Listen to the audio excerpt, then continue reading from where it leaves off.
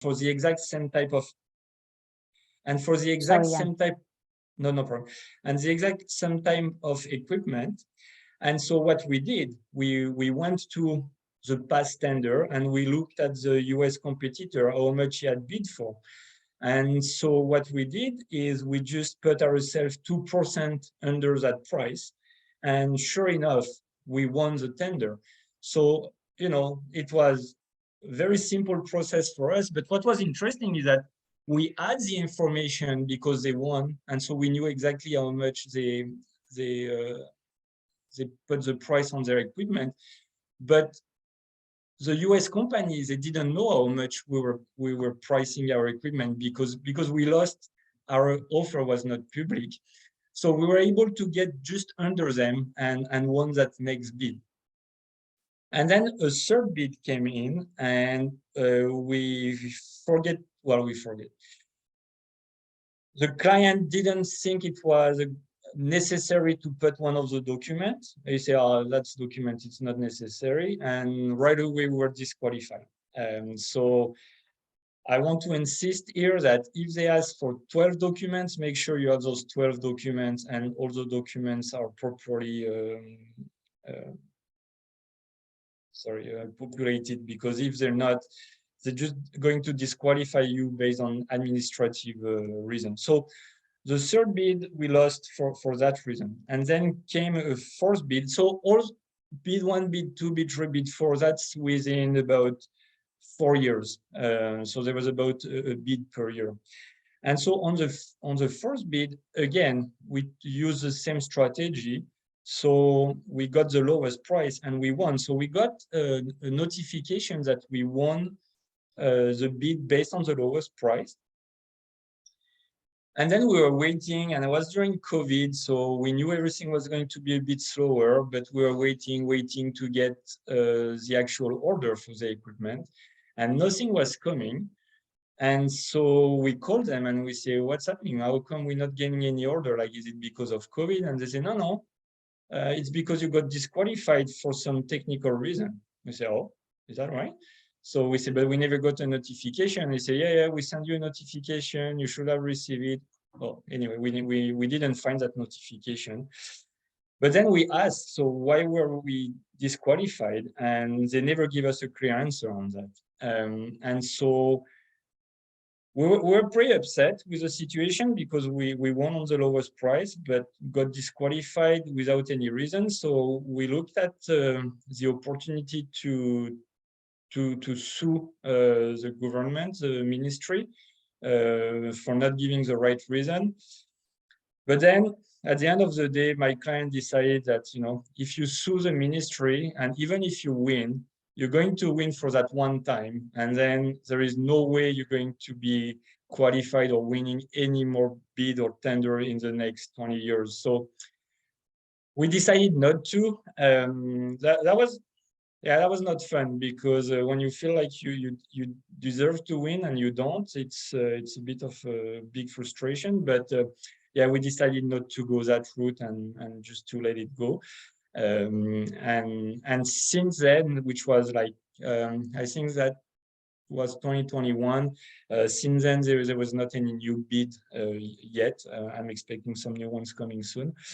But so I want to share that that experience because first of all, I think it does put emphasis on the fact that you can get a lot of information from the past tenders, that you can be smart about it, but also that you have to be very, very careful when you answer a tender to answer properly with all the documents. Otherwise, they have no choice than disqualify you, because if they don't, it's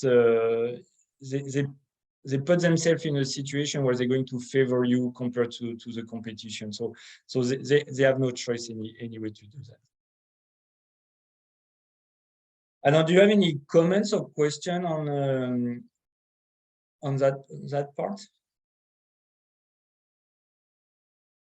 Okay. What was the reaction of your customer?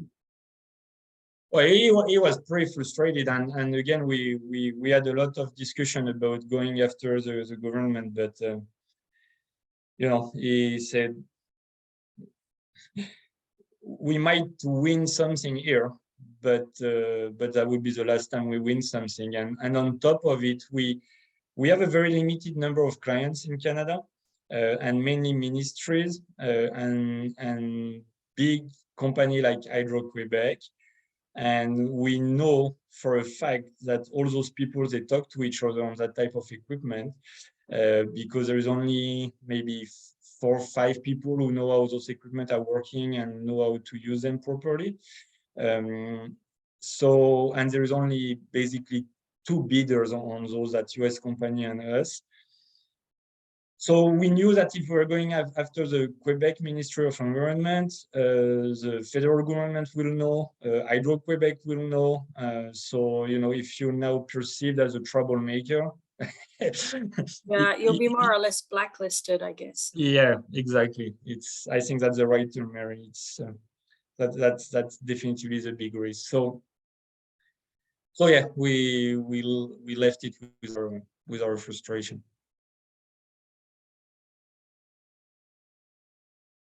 But again, it's a choice, and if you're very sure of yourself, I guess you can go after them. And if the next time they don't take you, you can always try to go after them again, saying that you've been discriminated. But then it never ends, and there is a cost of using a lawyer, and yeah, and if you don't win, it's just sunk cost. So it's a bit of an issue.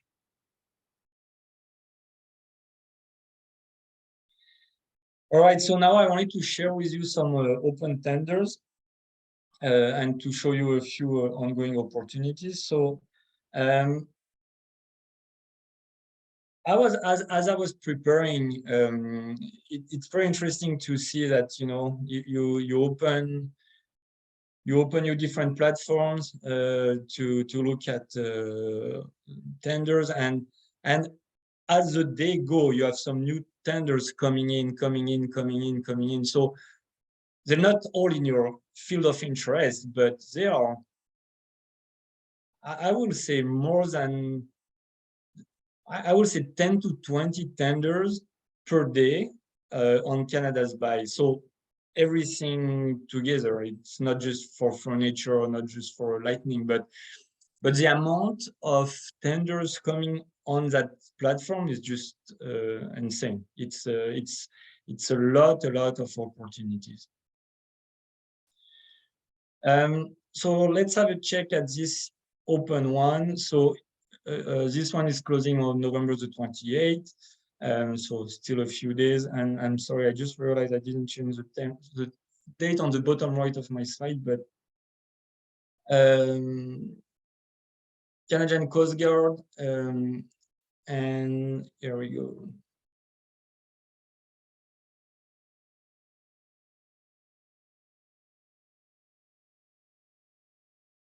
Yeah, so this one, that's going to be a challenge because all the billing details are on Ariba. So let's see if it works now.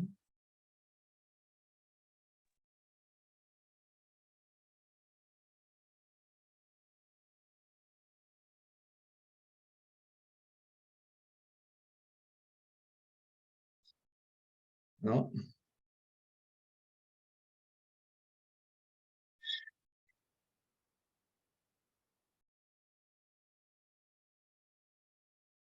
So all those very recent tenders, to get access to the whole information, you have to go to SAP Ariba. So if the platform is not working, that's going to be a bit of a challenge.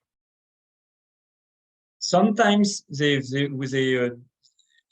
duplicate the information. So sometimes if you go in bidding details, they give you the link to Ariba, but they also give you a link to download the PDF, but it's not the case in this specific one. Yeah, and I just checked, and the website's still not uploading. So I think there's a problem with the server. Yeah, there is. Yeah, confirm. There's the issue with Ariba. There are also some notifications, some platforms that are monitoring the work of different websites, and the users are highlighting that Ariba is down. Okay. So Or thank you for checking. So yeah, I wanted to show you the full process. So I guess since December 1st, we were going to have just Johan. We will go through that process on December 1st, if it's okay with you. Because I mean, there is no point just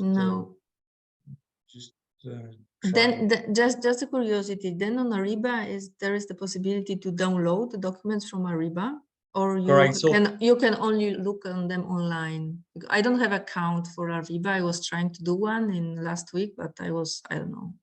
Yeah, so you can see on my slide here, I was going to go through that process. So you go to the posting on Ariba, and then you have the opportunity to.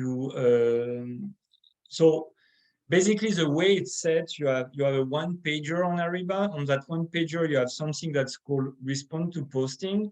So when you click on respond to posting, it brings you to another window, and in that other window, you have the option to download content. And you can look at the full, you can download everything. And actually, as a matter of fact, let me just check something because. No, because for the next time, maybe you can download the documents. Yes. And that's what I'm trying to see right now. No. This one is not here. I'm just trying to check something because I had downloaded documents.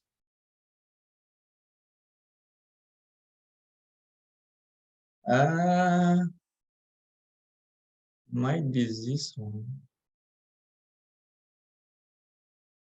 Because yesterday I was checking everything.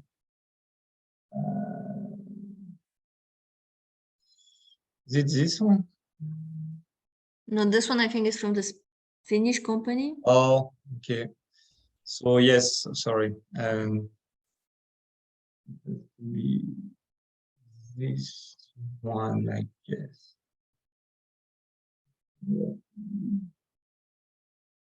No.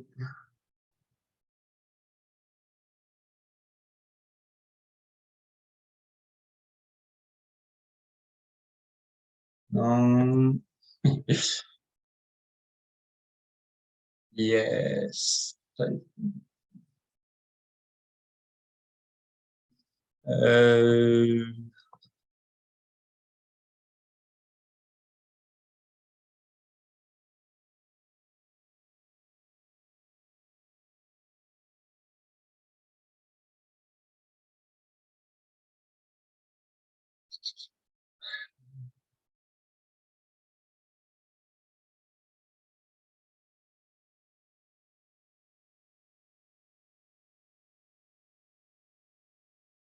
So yes, I believe it is this one.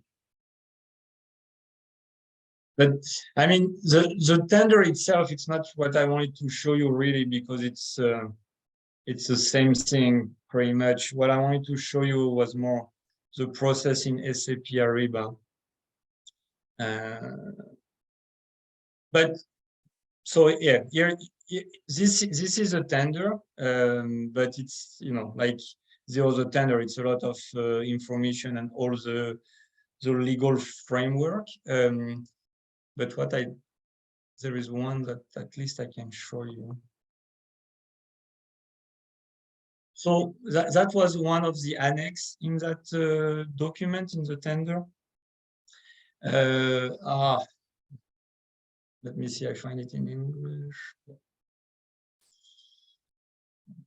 So here you have the mandatory technical criteria. So again, it was some lights for the port entry.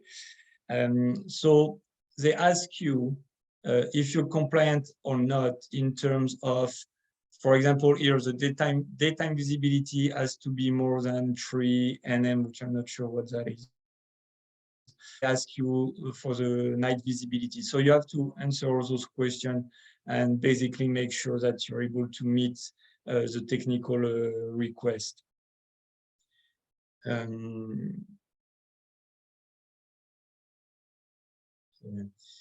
So, do you have to also, Jan, upload some I don't know, images of the product that you are proposing additionally? So are there some annexes where you can upload the, I don't know, the photos of the product or some technical description that is not, let's say, filling in the data, but something that you are including to showcase exactly what you are offering? So I haven't seen it at that stage in all the example I looked at. I'm sure there is instances where they ask it, but I think they will ask for that probably at a later stage if they're able, based on what you sent, to evaluate. If they're not able to evaluate, I'm sure they do request that. Yeah. Okay.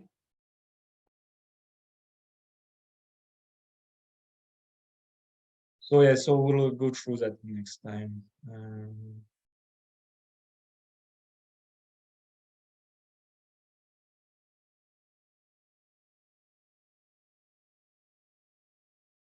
So what I wanted to show you here is that, so you can be on the Canada Buys website, and so there is the SAP Ariba platform, but there is also sometimes some, you're redirected to some third party, and those third party are typically the provincial platform or municipal platform. So in that case, we're being redirected for that. So BC Place is a big venue in Vancouver. So we're being redirected on the BC Bid, which is a British Columbia platform for provincial tenders. So we're being redirected there, and that's where you can find the different documents for the tenders. So those tenders are available on Canada Buys because it was probably big enough, or because BC, the buyer wanted to have more visibility, so they give it to Canada Buys to advertise that tender as well. But then once you go in the detail, it's send you to to another platform.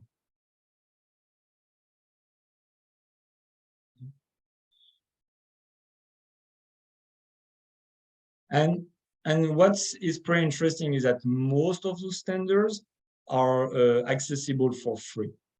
So we'll look at that after, but the Quebec platform, you have access to some information, but to download the document, you have to pay.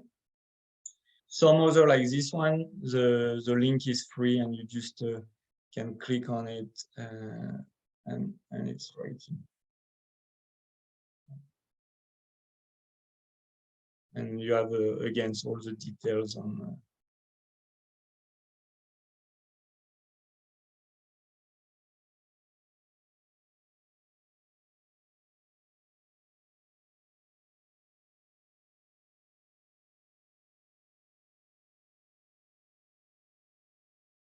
Okay. So if we look at another example, so that's another example that I did find about LED lighting upgrades. In terms of the process, it's pretty much the same. It just happens that those two projects were in BC. But again, if you go to bidding details, third party, so it's the same concept. But what I wanted to show you more than the process here was that it's another open tender for LED lights. So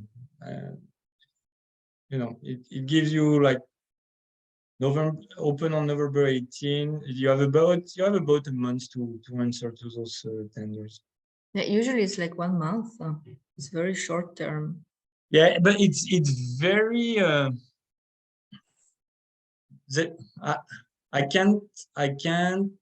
I was not able to get it any number out of that. Basically, it goes from anything from a few weeks to a few months, but there is not a rule around that. So I agree. 1 month, if you're not from, if you're based in Europe, let's say you only see it 2 or 3 days later, it is a short time to answer, but it's there's no clear rule about that. When we were making some very preliminary search on the tenders in Canada, it was usually like maximum what I've seen was 40 days. So it was, we are not maybe in Europe used to such short deadlines, because in public procurement, usually you have a couple of months.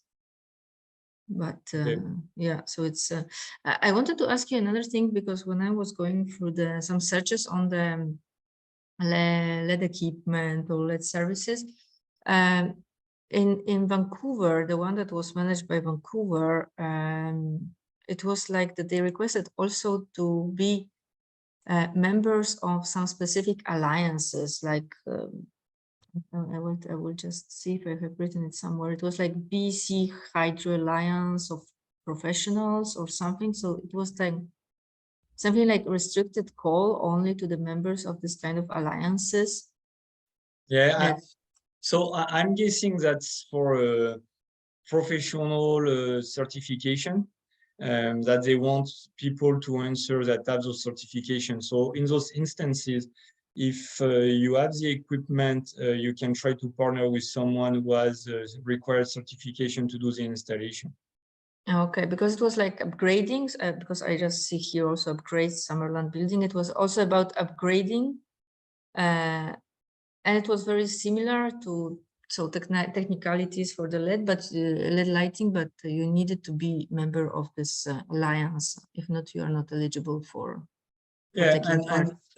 Again, it's a way for them to go around the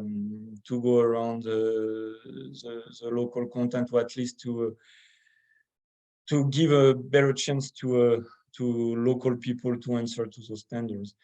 But what was the amount? Was the amount above the threshold or not? Because if the amount is below the threshold, they can do whatever they want, because they can even buy direct to someone. So if you're below the threshold, there is absolutely no obligation for them to look at other suppliers than the ones they've predetermined.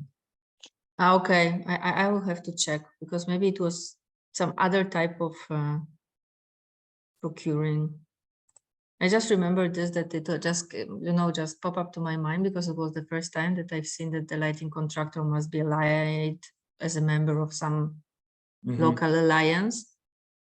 And I just remember it was with Vancouver for some kind of buildings for the trade shows or whatever. So it's, but I would see if I can check it. I can find it with the Canada buys. Yeah. So yeah, and if it's an older one, you can probably see who it was awarded as well, and give you the information. But again, if it's below the threshold, they do whatever they want. If it's above the threshold, they will have to consider your offer. But if they feel like you need to have for installation, for example, all the local certification, because I don't know if you remember last time, in the module 1, part 1, I talked to you about the construction code, and how the construction code was, there was a guide at the federal level, but then there was provincial application and even municipal code. So if they want to apply the municipal code, there is a good chance that it's going to be difficult for a company based in Italy to answer to those criteria. At least by themselves. Okay. Oh, yeah, I found it. Sorry, I will just, the typology here is other. So I have no idea what does it mean. And then it means that, wait, I will put you the link in the chat. Yeah. And then it's saying that the details of the procurement are on the third party side. So I suppose on this, where is the chat here? Well, so that means going to be the same thing as I just show you. you're on the Canada buys, but actually they just put the info and you have to go on the third-party side, which so is going to be. So anybody can publish the tenders there at the end. Yeah. Okay. Now this is this example. So it was the one that came up.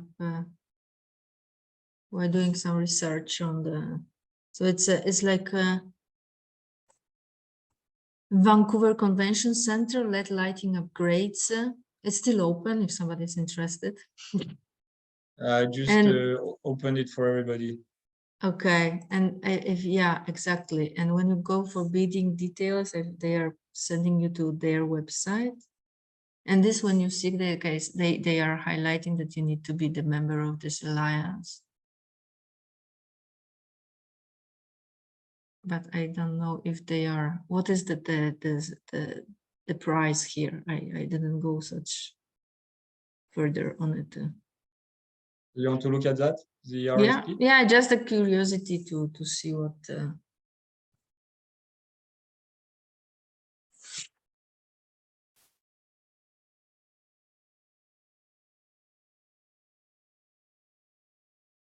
Actually, that's the same organization as the one I showed you before. Okay. Yeah. The scope of the work I defined in section 1. Scope of the work.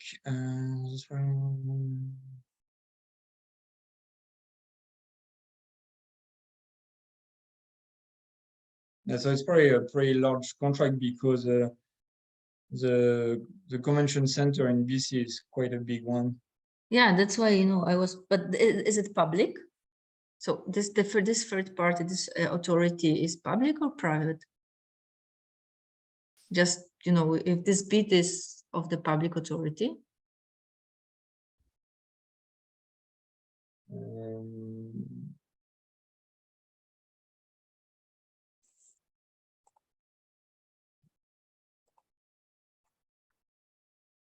So I don't know that organization myself, but because of the name, it's called the BC Pavilion Corporation. It could be what they call it could be under the province or the city. Okay. You know, I don't know, so not in that instance, but last time I mentioned that there is some what we call crown corporations. Exactly, yeah, so-called in-house organizations. So the crown corporation are companies, but that are actually owned by the government. So that's probably what's happening here. Okay. But I don't know, because it says the issuing organization is the Vancouver Convention Center. So I don't know if it's owned by the city or if it's private. I don't know. Okay. I'm trying to find that information somewhere.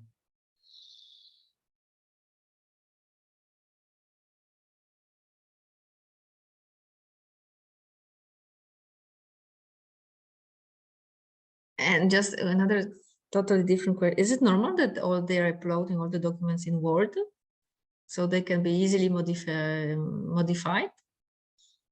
So we are not used to really in Europe, I think, to download the official public procurement documentation, if not the application forms.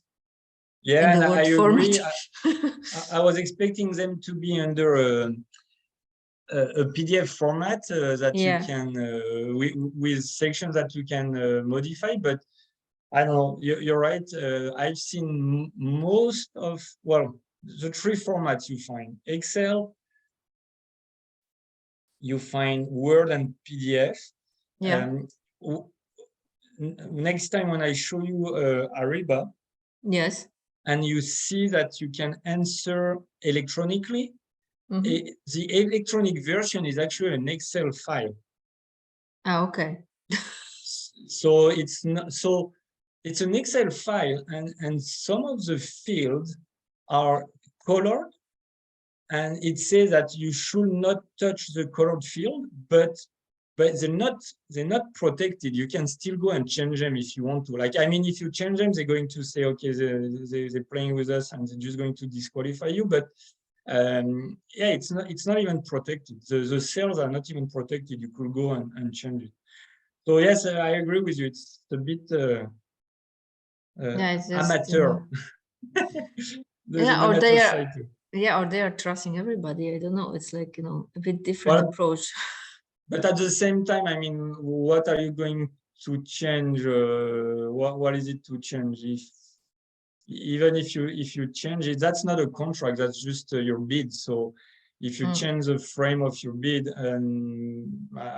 I think when they come to the contract, they probably do a way more diligent review of it. Yeah, yeah, it can be like this. No, just that I have also, like, this was an example of some other typologies of contract that I also found, and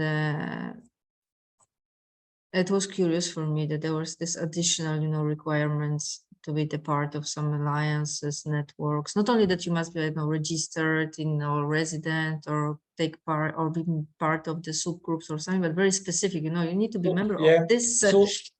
So I think I have an answer for that actually. So I think as I mentioned last time, unions are very strong in Canada. Okay. Yeah. And so when you try all the convention center that I know of, that I've been working with in the past, all those convention center are unionized, which means that to be able to work in a convention center, and no matter what it is, if it is to add a plug of electricity for one of the exhibitors, if it's to order some food for catering on your booth, if you want to rent a room with to make a little event and you need some video projector, whatever it is, you have to use someone from the convention center, or you have to use someone who's unionized under the convention center. So I think that the answer to your question, this alliance is probably whoever covers the unions. And so if you're not one of them, you cannot answer anyway, because you can only use unionized people to work in the convention center. I think that's the most plausible answer. Like I can't guarantee 100% it's what it is, but it's very likely to be because of unions. Yeah, I agree with you, because just scrolling down the application form, it's, you know, very specific. They are asking you when you became the member, for how long you're a member, what is your member number, whatever. So they need to be sure that you are exactly from the network that they would like to work with. So everything is overpriced, like for every exhibition in the world, but in Canada especially, because not only it's an exhibition, they have the monopoly, but on top of it, it's unionized, so you can only use them. So yes, it makes everything pretty expensive and difficult to deal with. Okay, but the only thing that I cannot find here in this call is like the price. So what is the starting price? If there is no, that's not a quote, it's an RFP. So they're not going to give you a price. They want the people to give the price. Ah, okay. So they are not giving me the minimum or whatever that they are starting level, and they are expecting that people will make the quotations. Yeah. Okay. Okay. So you're right. So some of the RFP are giving a sense of the budget. Yeah. But most of them don't. Okay. So, you know, one of the previous slide, we looked at the project, it was 30 million, but that was a RFI. Okay, so they were just giving an indication of what was the extent of the work and what was the budget, but it was not in RFP, it was just an RFI. So they were sharing information to get information. Okay. Yeah. And another question, maybe Jan, you can show us one of the RFIs when they ask for the quotation, because what I'm curious, are they asking only about the cost of the equipment or the product, or do you have to include also the estimation of the efforts? I don't know, the staff. So like the hourly rates or the people that will work on it, and then make the total, or you're only making the quotation for the equipment or the fixtures but not for the work of the people who will, I don't know, deliver it, put it in place. So it's typically, when you read the tender, there is typically two things. So they ask you for the cost of materials, they ask you for the cost of labor, but they also want you to include, especially when it's a recommissioning, they also want you to include the price of cleaning the space of the old material. So let's say you come in and you have to change all the lights and put LED instead of incandescent. They will ask you to also include the price of getting rid of all the old fixture and discarding and recycling. And how are you going to recycle? Do you have a recycling program for the equipment you're removing and so on? So they do ask you for everything, typically. Okay, so it's like, I don't know, fixtures, equipment, supplies, or like materials, and then there is the labor. So I don't know, the installation labor, and then the smelting or cleaning labor, and I think it was, let me go back here. Do you need to also list the figures that will be engaged? Like, I don't know, supervisor or the engineer or project manager? Yes, actually, that's what I was trying to reopen, because one of the tender I showed you before, one of the annex I've put on the screen, I didn't address it. I didn't spend any time on it, but there was a table kind of like this one. Yeah. And there was for, labor, manager, they were giving the different, they were asking the cost per hour for all the different level in your organization. Okay. Let me see if I can find it easily. I don't recall 100% which one it was.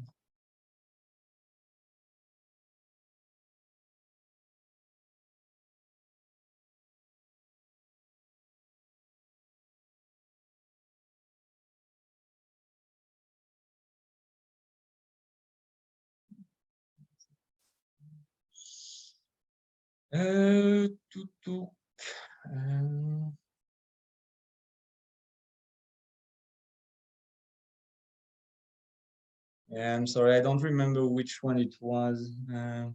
But I showed one of the annex before of one of the RFP, and there was a table where they were asking the price per hour for all the different level of labor in your organization.